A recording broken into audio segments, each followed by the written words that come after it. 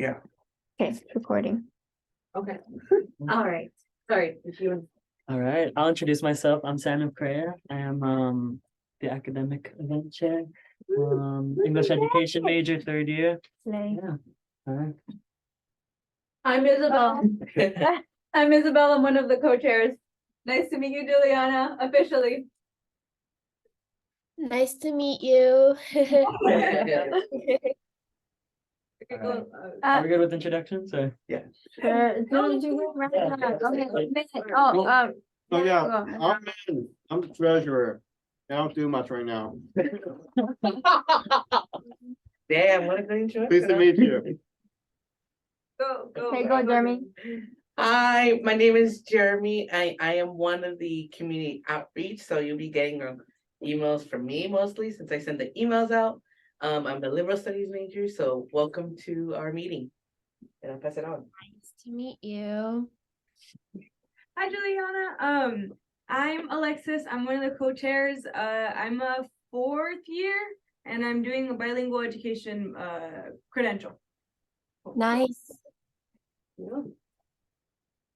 I'm Nicholas Guardado, part of this club, and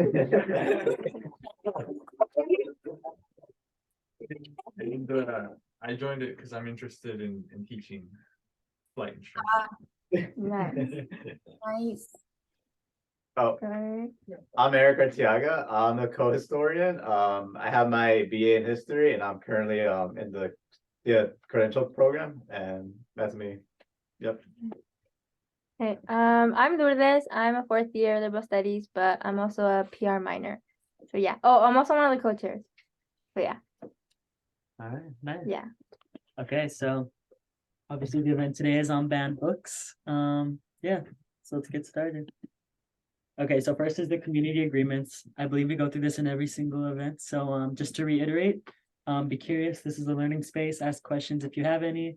Be respectful. You will hear things that are different to what you know or believe. Honor everybody's experience. They might not be yours, and if they aren't, go ahead and voice that. And enjoy the company. Connect with everybody here. And I think we've all connected pretty much. So. Ooh. All right, so some announcements. So right now we have 3 available positions: co-community outreach, co-treasurer, and co-public relations. I believe everybody here is on the board except 2 people, so if y'all are interested. And then for the calendar, obviously today's the banned books event. Next Wednesday is going to be the scholarship and study abroad event with Alexis. Yay. Yay. And then the Saturday is going to be, well, not this Saturday, next Saturday, the 12th is going to be yoga on the bluff. And then from the 21st to the 26th, the Central is going to be closed, so do not come. And then we have a few pending events as well, a Jeopardy Family Feud thing that I believe Jeremy is heading, and then a painting event as well, so yeah. All right, so today's agenda, we're going to start with some icebreakers. We're going to be talking about how exactly a book gets banned and why it's like a growing issue in America specifically. We're going to be discussing some examples of banned books and why they've been banned, and just discuss it all at the end. And just some notes, this is my first meeting, so if you aren't introduced to me, hi, I'm Samuel. And just make sure to bring up anything that comes to mind. I'm very interested to know what you guys think, so yeah. All right, so first things first, our first icebreaker. What's y'all's favorite book? I'll start. My favorite book is personally The Hunger Games. It's just a classic, so I mean, I don't know. Yeah. Yeah.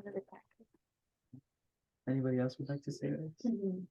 I only recently got back into reading, but I'm probably gonna go on another breaks because I've been busy. But one book I read over the summer was Anna Karenina. It's by Leo Tolstoy. Mhm. It's a really old book, but the moral behind the story of, like, you know, of having a quaint, nice family life, it contrasts between a nice idealistic life to a very like dreary, in what's that word, unloyal life. Like, this couple goes out of country even, but they go back and all hell breaks loose. That's a summary, I'd say. Interesting. It's a really long read though. It's somewhat sometimes painful because the author loves rambling. Oh. He loves rambling, and some chapters are just him rambling Mhm. about philosophical ideas. But yeah, that's one that stuck in my head. Yeah. Nice. Mhm. Oh, Harry Potter. Potter. Do you have like a specific book and or is it just like the first one? Or like the Dang, they were all so good. right? I could go on, but I'm not going to because I'm going a whole tangent. But yeah. I don't know. I've read so many books. I don't read a lot of fun books right now, sadly, but I'm hoping. I don't know. I guess the most recent book I read it's very history based, so it's kind of boring, but it's called Riches of the Earth by Frantz Fanon. It's basically like him explaining the consequences of colonization on like the global south. So it's very much like discussing how to revert that. So it's very much like decolonization, all those things, stuff like that. Yeah, it's kind of hard to read, honestly. It's like kind of sad, but like it's very much like it's very academic. So it's like, how do we fix these issues in today's world? Yeah. Interesting. Yeah. See, it's not very exciting. All right, cool. Okay, so we'll move on to the next icebreaker question, which is, does anybody have a least favorite book?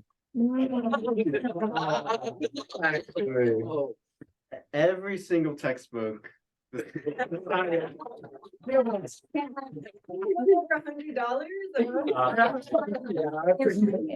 Um, I don't know, like if I ever read a bad book, I'm just like, oh, I brush it over because I'm like, it was that bad. Like I black out and I'm like, oh, yeah. I I get don't that. know. I kind of have a story to mine. Mm. When I was in preschool, the book Sam I Am was very big, Green Eggs and Ham. Oh, yeah.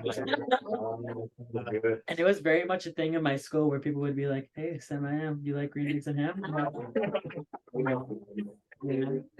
It did. To this day, I still really hate the book. Just Oh like my that color orange, like no, I'm okay. Oh my god, someone ran their class. Oh, no. oh Yeah, my so gosh. that's probably my least favorite book for Oh, that reason. no. Does anybody else have another one? No one can think of one. I should have thought about I it know. before. Oh my god, there was this English book really hated in high school. My teacher loved it. Like just I could never get on. I can't remember her name. That's how much I want to forget about it. It's like I feel like that's how it usually is. I think the character's like Pip or something. I think I know what you're talking about. Is it? Shakespeare I don't novel? remember. Wait, I think it is. hold on. It's about a kid and then he gets money. And oh my god, there's something about some like old lady in some wedding dress, something like that. Oh no, I don't think it's Shakespeare. You know what? I can't remember her name. Let's just forget about it. It's not good. That's how much I feel about it. Okay. Alexis, I yeah. have one. Have you guys read Sound and the Fury or something like that? Mm. Sound and That's Fury. fine. Yeah. I read it in AP Lit, and my teacher was like, something about this guy, I did not like him. I think he was just like very pretentious, and he would just tell us like, this is like my favorite book. Like once you understand like what the point of the book is, like it's just so good. Like it makes so much.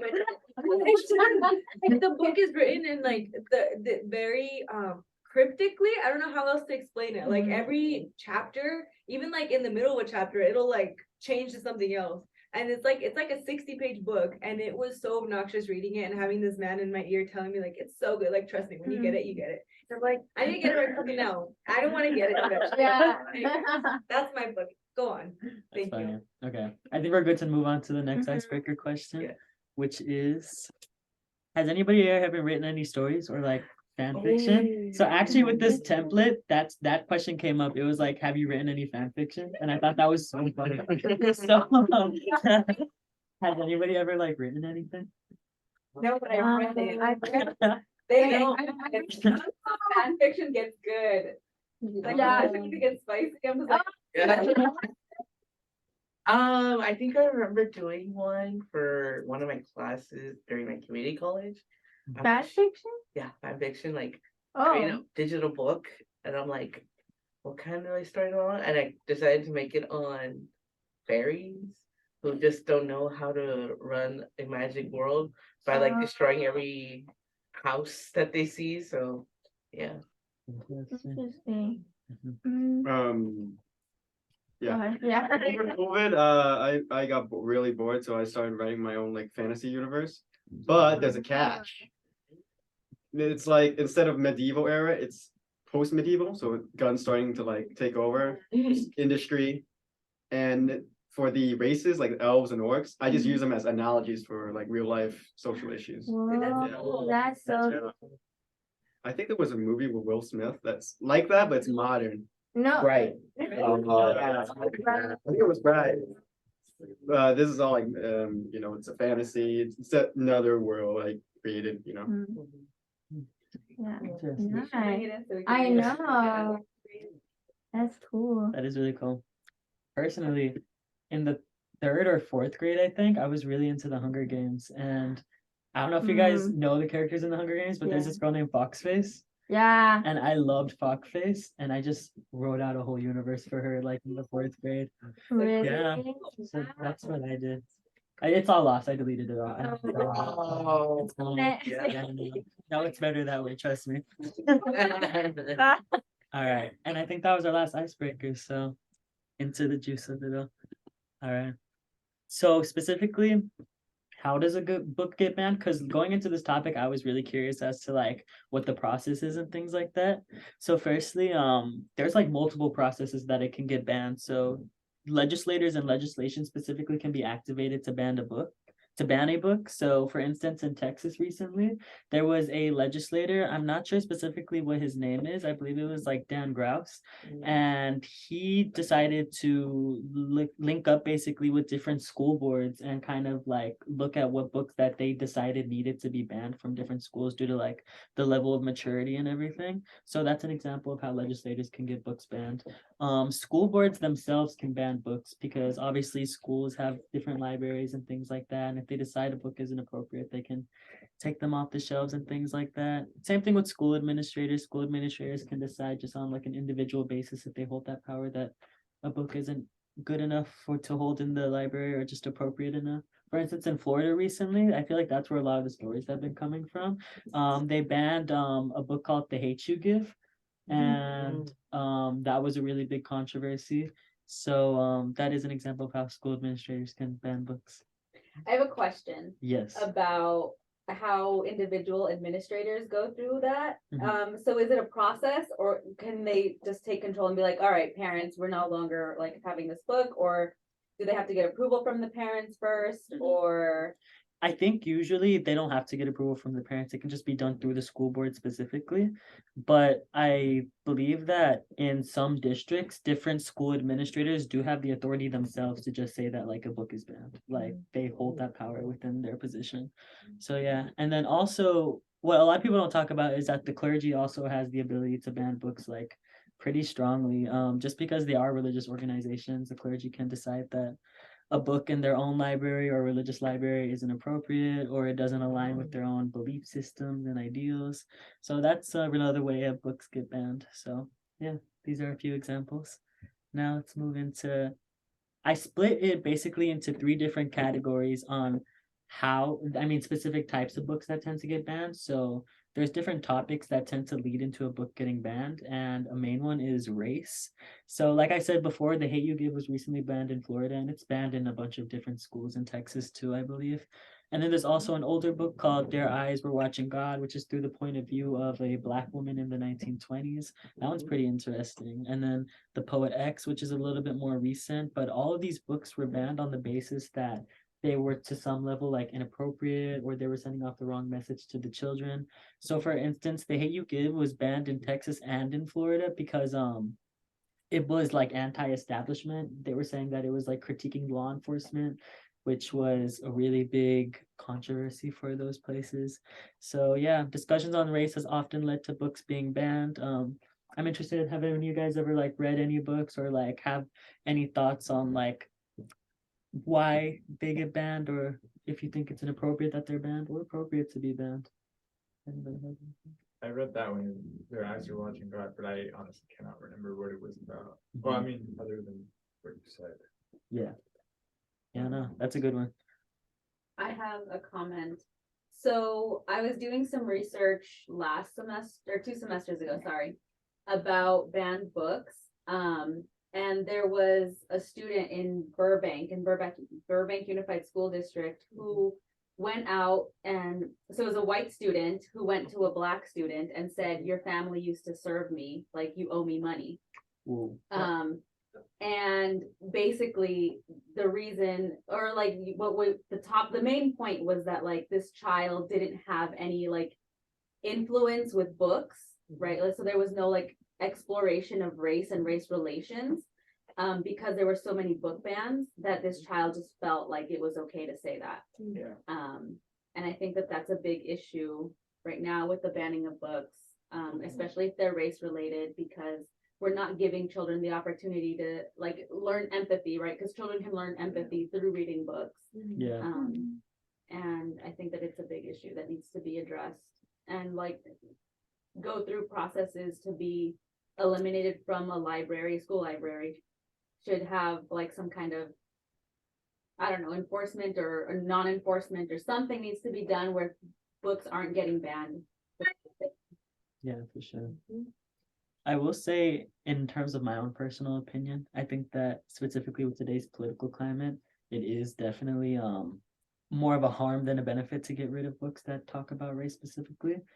It's specifically because of what's going on with the Black community in America today.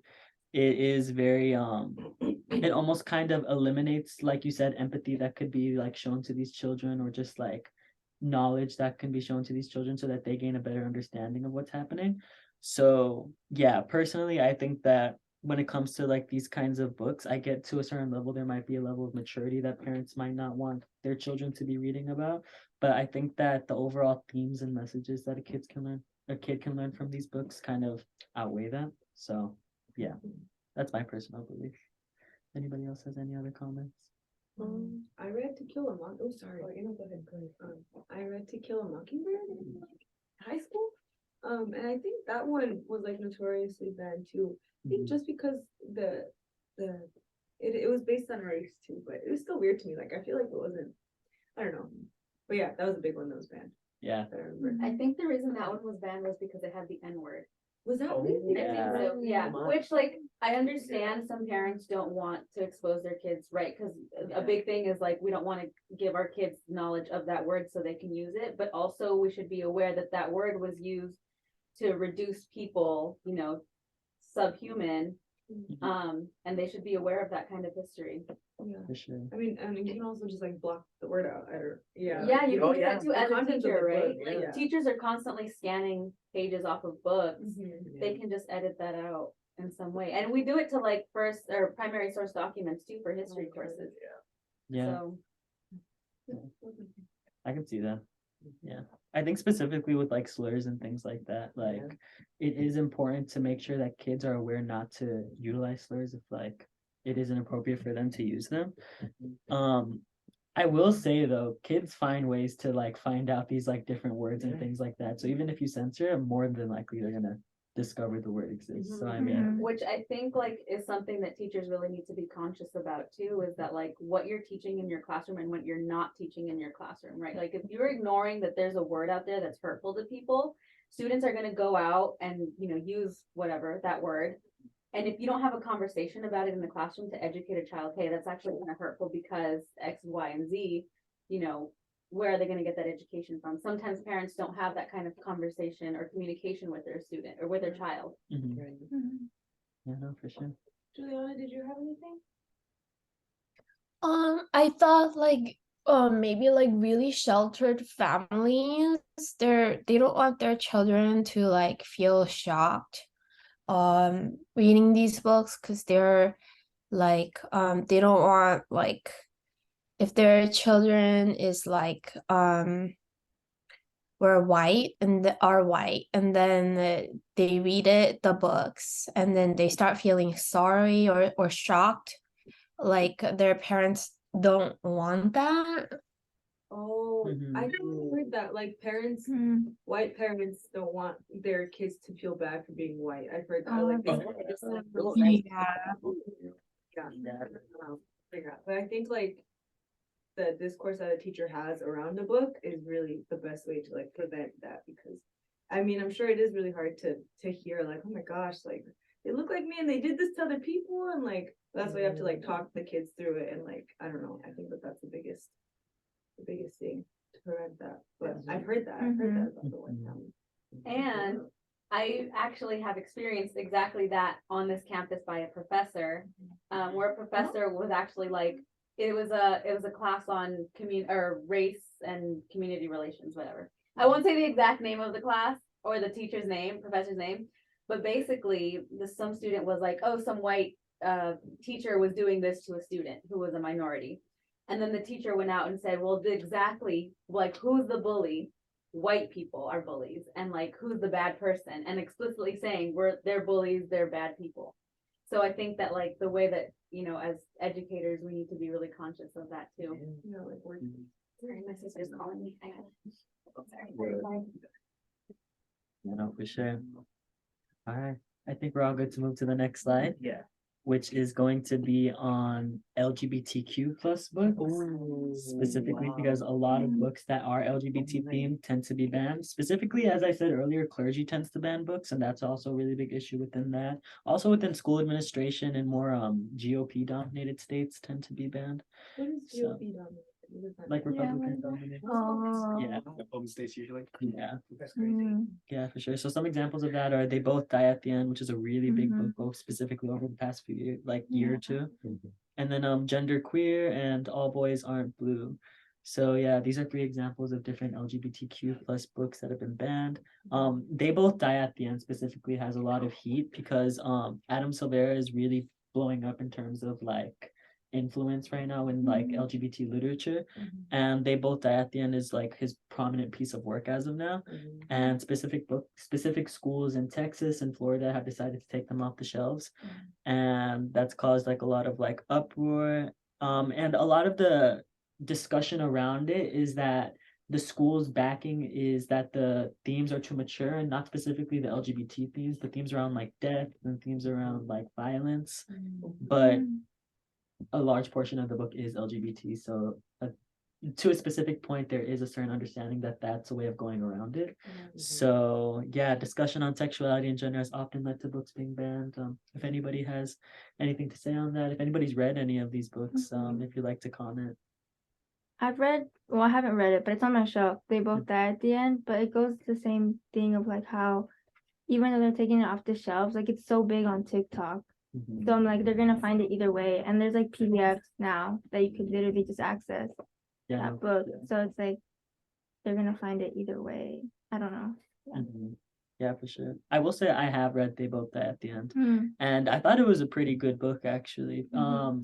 It does fall into like a sort of like young adult like stereotype where like the dialogue can be a little bit like empty or stale or whatever, but it is really good, and it does like teach like a good like message and value, and that was my taking of the book, that it like left me with like a good like sort of like understanding of different issues that exist. And to see it be banned in different states was really like peculiar to me because there was nothing out of the blue. Like, I mean, there is a gay couple in the book, but nothing's really explicit or intimate or sexual even. And so I will say, obviously, in terms of violence, there's not really like a large portion. So it's very evident that the book is being banned because of its LGBTQ plus themes. So yeah, I will say that specifically me, I think it's really important that we introduce these books to youth. If anybody else would like to maybe comment on that. I think it's really good too. My sister's in like middle school, and all of her groups of friends, they're all very like familiar with like gender and like the like how wide it can be. And she has like several friends that identify as like non-binary and things like that. And I think that that's so many people are like worried about that for some reason. Like they feel like they're too. I have a friend who told me that she feels like the kids are like too young to learn about that. But like I really feel like there's people who feel like that their whole lives. So it's not like why do we feel like they're too young to be able to relate to something? I feel like it's really good that these things are becoming more common, or more like mainstream, to introduce people, because like the LGBTQ plus community has existed since forever. Like, and there's people who, I don't know, it sucks that people walk their whole lives feeling like out of place when there's like, if they had access to like a book with the main character that had, that was, I don't know, it was trans or something, then they would have felt like they weren't, I don't know, different. So I feel like that specifically, I really feel like that with the LGBTQ plus books and just the whole discourse around it, because I don't understand why anybody is ever too young to like relate to something or to feel like they're part of something. That always confuses me when people put that on something. Yeah, I don't know. Yeah, no, for sure. I think it's weird because the book, I'm sure the language isn't like, it's not like a college level read. It's language that's written for anybody to read, and then all of a sudden it gets banned. It's like, I can't read. I think the question then is like, as future teachers, what do you tell your future parents, community parents, classroom parents, when they come up to you, right? Because we live luckily in California where there's a lot of, acceptance, but there's also a lot of like groups that don't accept LGBTQ plus communities. So unfortunately, we're gonna have parents in your classroom who are like, hey, I don't agree with what you're teaching, or like even the book that's in your room. So what do you say to a parent who comes up to you and says that? I have a professor, Jessica James. She I think she probably tells your class too. She just says that like there's literally a law that like under the law, teachers are required to teach students like as best they can, like full like spectrum of things. And so the best thing you can do is say like, okay, your child doesn't have to read it, but I do not have to take this out of my classroom. Like I have like it is like illegal for me to withhold this information from my classroom. Like sorry but like your kid doesn't have to read it. That's fine, but you cannot control what I teach in my class. But then that worries me too, because like admin, if like they complain enough, admin can get involved. That's true. I think it just comes down to like knowing what district you're in, because some districts I think are a little bit more political, or not political, but like a little bit more conservative, and they might not back you as much for having like anti-racist baby in your classroom. So I think that's probably what it comes down to, just like knowing. What do you do then with a child whose parent is saying, I don't want my child to read this? Do you give them another book to read, or do you send them out of the classroom, or what are some strategies that we could use?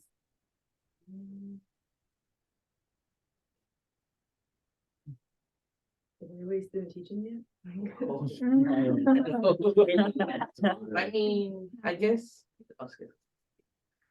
giving them an alternate book that maybe kind of is like close within the LGBTQ, so that they can at least learn something, because as they're gonna get more mature, it's like their skills have to be at a certain level at that point, because if they don't, then they're obviously they're gonna question the teachers teaching methods still. So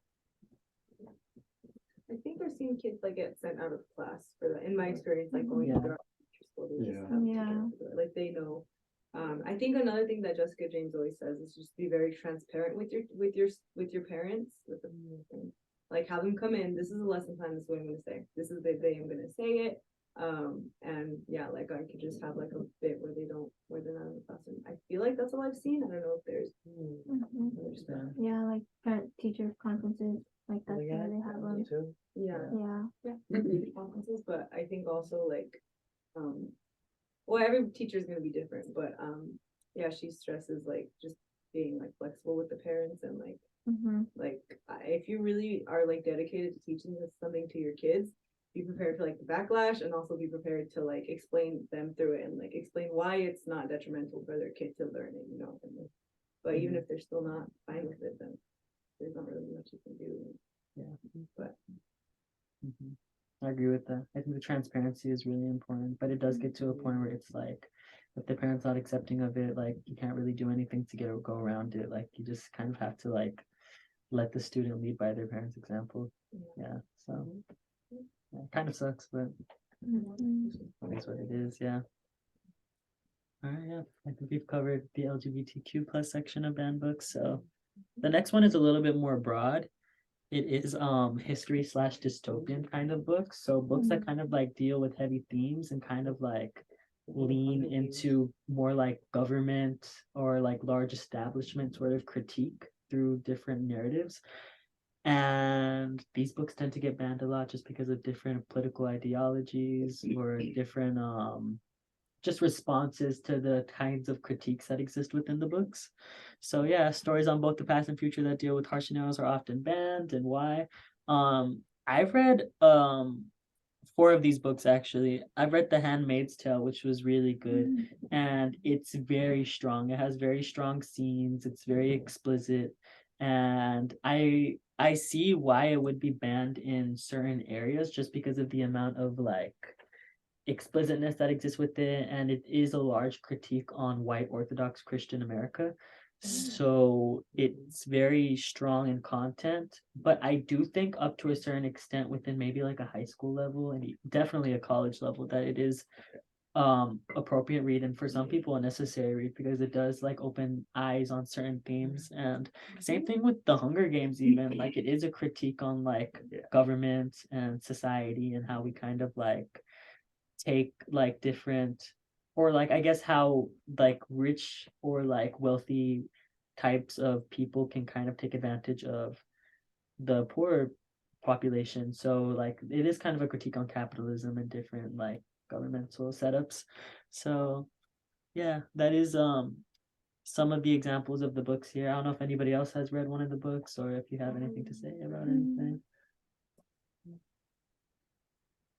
I guess I'll say something since I haven't read any books, but I mean, I'm taking a class that, I kind of see this when it comes to history, thinking about certain articles that we read is like, there is little information that we don't know. And like right now, I'm taking a course right now, California history, with Professor Holly Hernandez. That's her name.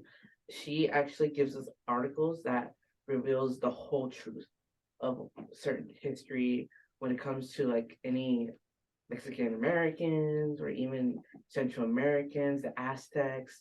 So we're kind of getting a both mix of like little information to and then one side is like the whole truth.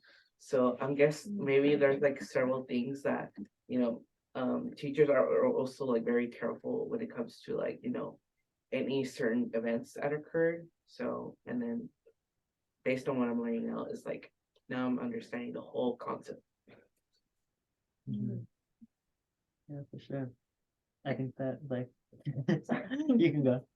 No, go for it. You started. I think that yeah, like getting a full view on an issue or a topic is really important. Like for instance, I read Fahrenheit 451. I feel like probably a few people have too, just because it is like a mandatory read in some high schools.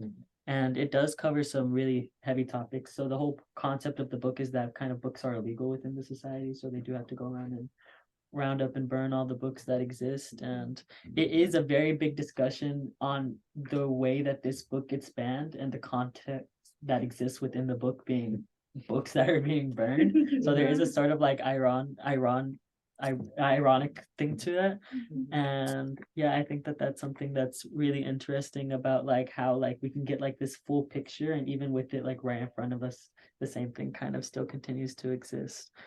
Yeah. So another book that exists here is Mouse, and I've read different snippets of it. I'm not sure if you guys are familiar, but it covers the Holocaust through these different characters that are like mouses and rats, and it covers it through graphic art. It's a very interesting read. It's like very tragic, but also very beautiful the way that it's like drawn and written out. But I guess in terms of like different events like that, what do you guys think is like appropriate in terms of like introducing to children? Like, because this is a very heavy read, but it is presented in like a suitable way for different kids to read, even though the themes are very like rough and harsh. So any of you guys have any like opinions on that, specifically with teaching? I feel like there's age appropriate things at like every level. And there's ways to build a curriculum that like at every stage kind of builds you up to learning the truth about things. Not really relating to Mouse, but kind of, I guess. For example, like the Native American thing. There's way better ways to say or to even tell a kid like in first grade you could say like Native Americans lived here, this was their land.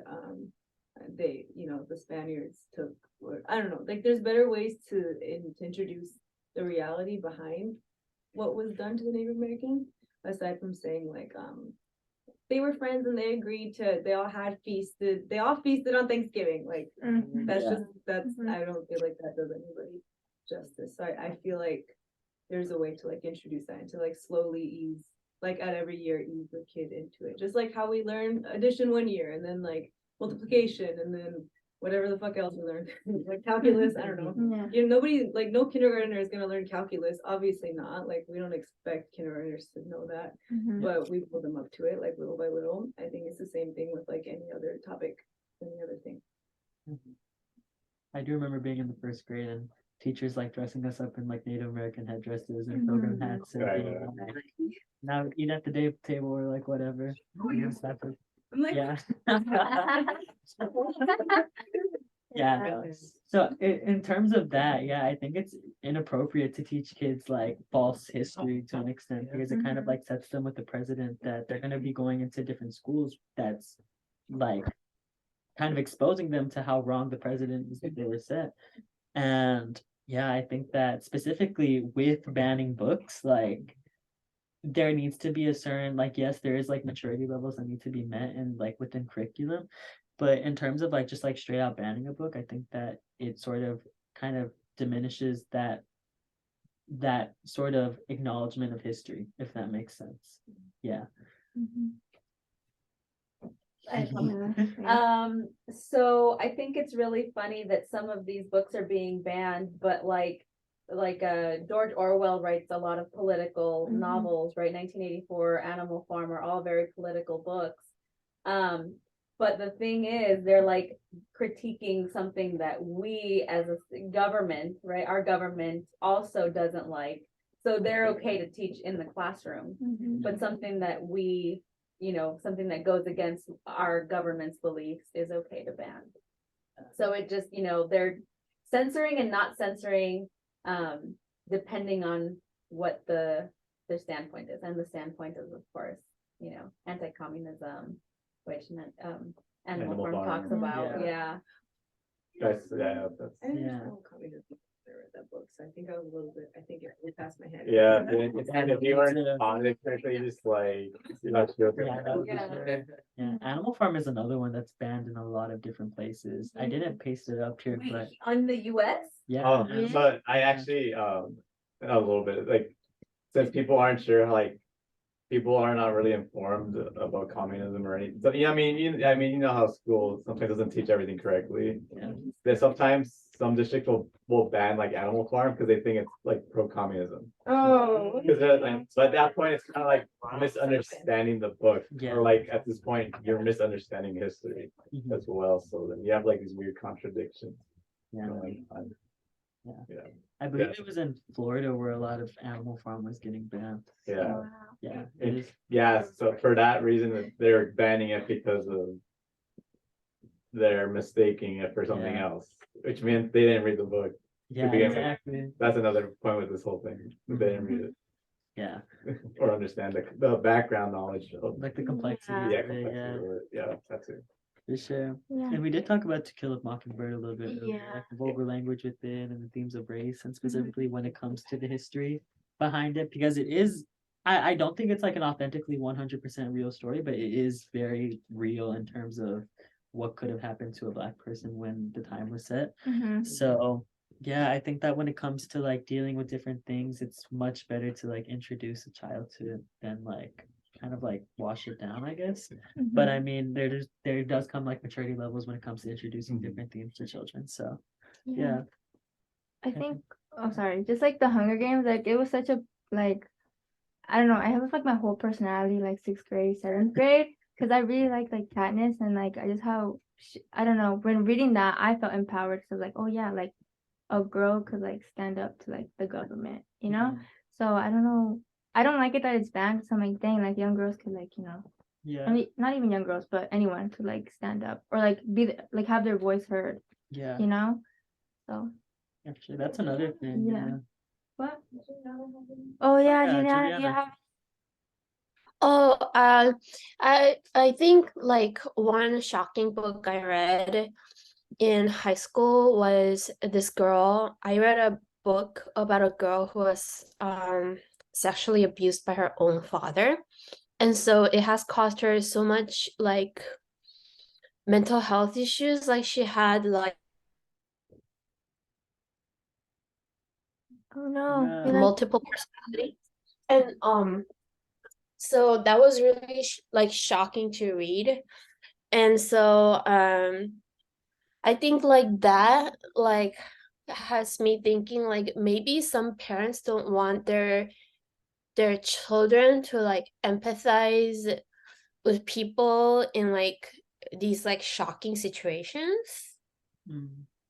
So like yeah, but Margaret Atwood's The Handmaid's Tale, like that book, I kind of feel like we're kind of living in its reality with the abortion ban that happened recently. mhm. Like that it definitely is a like like using government to like push some religious views on Americans. So I feel like yeah, the Handmaid's Tale is like a book that like we're kind of like living in. For sure. Yeah, no, Yeah. it's really crazy how themes from like The Handmaid's Tale kind of mirror within real life today, because the whole concept of the book is that women's roles in society are chosen for them.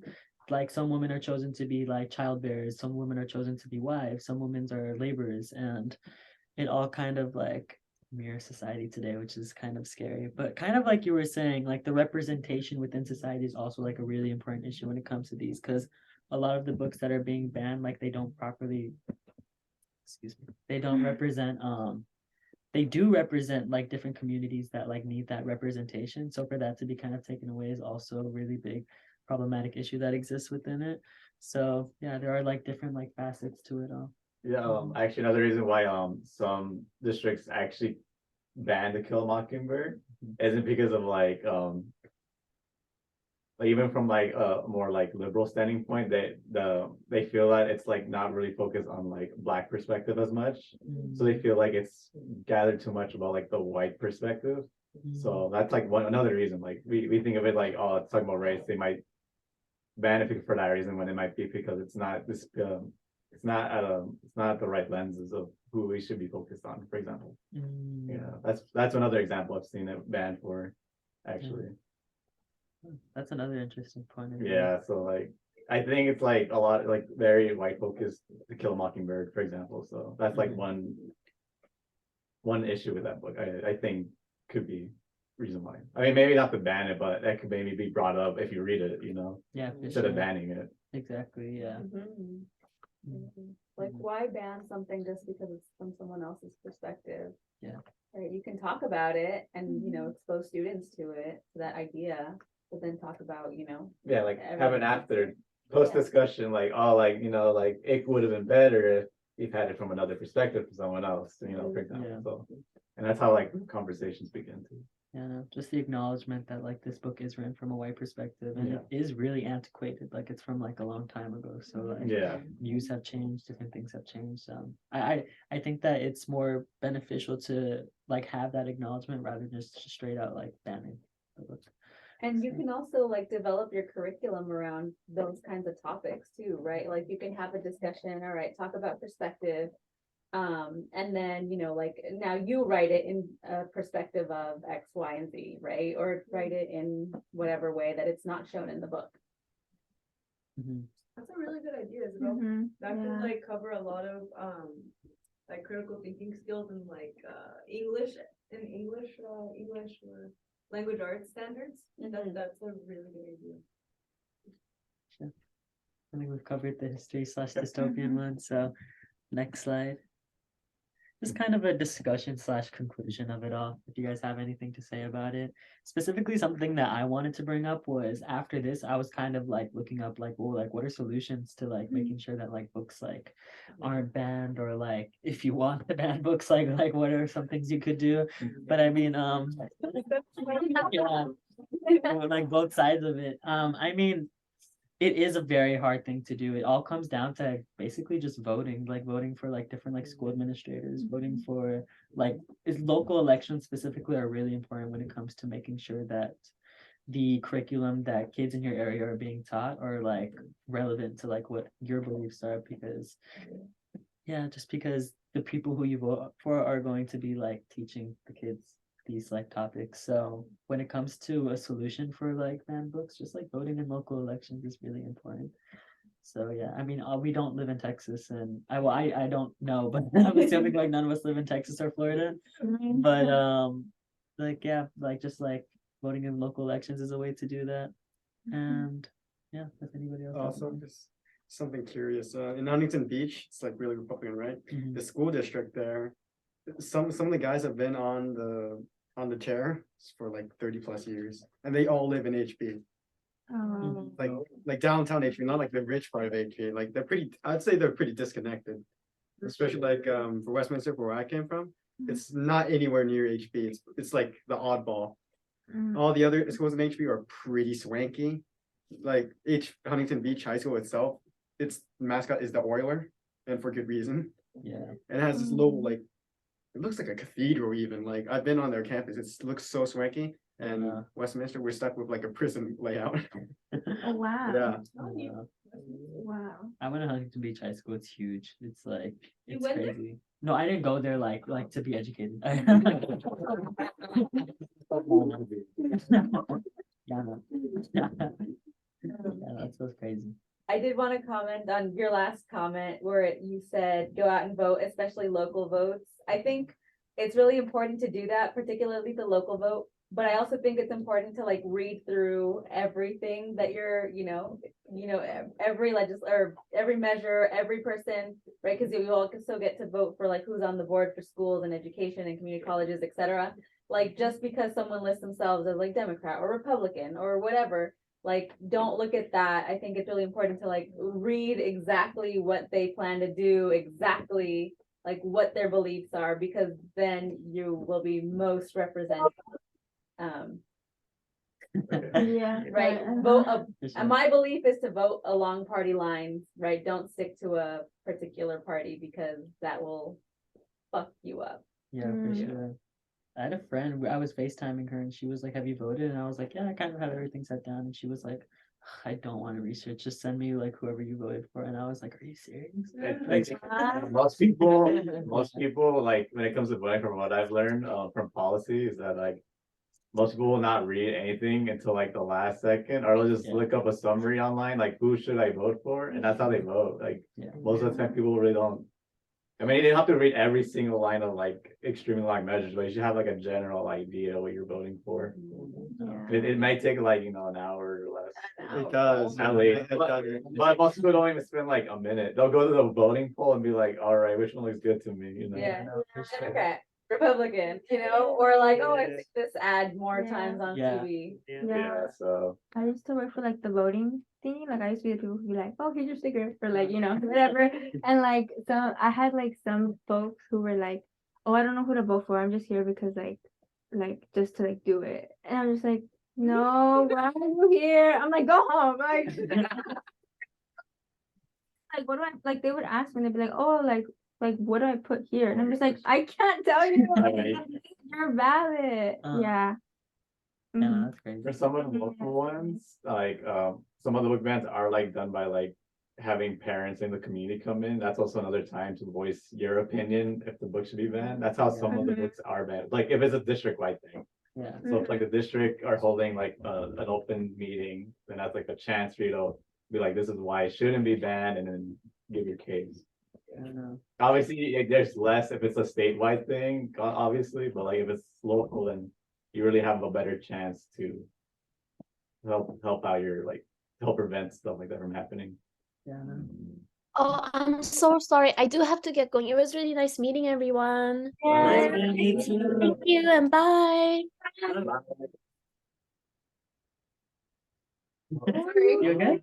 Good. All right.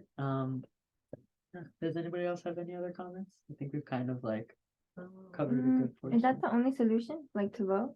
Yeah. What- I'm just I mean, as future educators, Yeah, there is a lot for- that you can do when well, it comes to like making yeah, course bigger and things like that. Oh. I guess for me, since we like have the English class together, I Yeah. guess one of the things that a teacher mentioned is like interpretation.